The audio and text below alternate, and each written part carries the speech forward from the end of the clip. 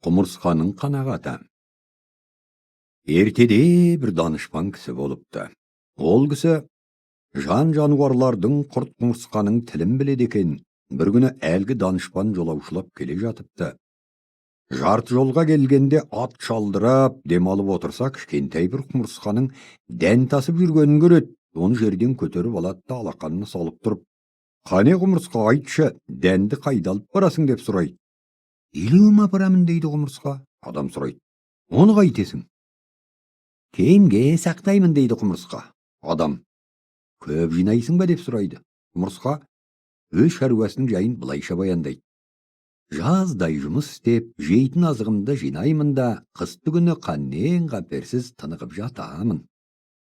Данышпан құмырсқаны шыр айналдыра қарай бастады. "Басың неге үлкен?" "Аз сөйлеп көп ойлаймын." "Белің неге қылдырықтай?" "Қомағай емеспін." "Жылына қанша дән жейсің?" "1 дән жеймін." "Соған қанағат етесің бе?" "Одан көп жей берсем, жер бетіндегі басқа құмырсқалар аш қалмай ма? Қанағат керек қой."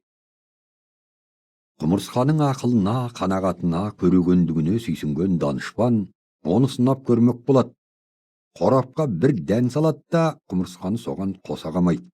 Сонан соң су тимейтін бір жайлы жерге орналастырады. 1 жылдан кейін келемін. Дәнің бар жейтін, қамсыз жата бер дейді данышпан құмырсқаға ескертіп. Осылайша құмырсқаның азықты қалай үнемдейтінін білгісі келеді. 1 жыл өткен соң данышпан әлгі құмырсқаға қайта оралады. Өзі қойып кеткен жерден қорапты тауып алады. Құмырсқаның өлтірісін білмек болып қорапты ашады. Қараса, құмырсқа тірі екен. Қасына қалдырған жалғыз дәннің жартысын ғана жепті. Бұған таңданған данышпан: "Әй, құмырсқа" депті. "Мұның себебін білмек ниетпен. Сен жылына 1 дән жеймін деп едің ғой. Мына дәнді неге түгел жемей жартысын қалдырғансың? Не себептен сонша үнемдедің?" Сонда құмырсқа былай депті: "Айтқаның дұрыс. Мен жылына 1 дән жеймін, ол рас. Ал сен болсаң мені қорапқа салып қамап кеттің.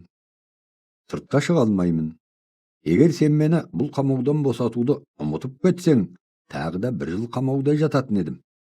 1 дәнді түгел жеп қойсам, аштан өлетін едім. Оны ойлап қанағат еттім." Данышпан құмырсқаның шыдамдылығы мен тастай берік қанағатына қайран қалыпты.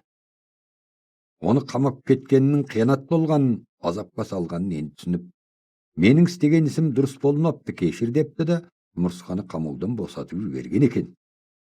Содан кейін данышпан қанағаттың қасиетін адам баласына үйретіпті.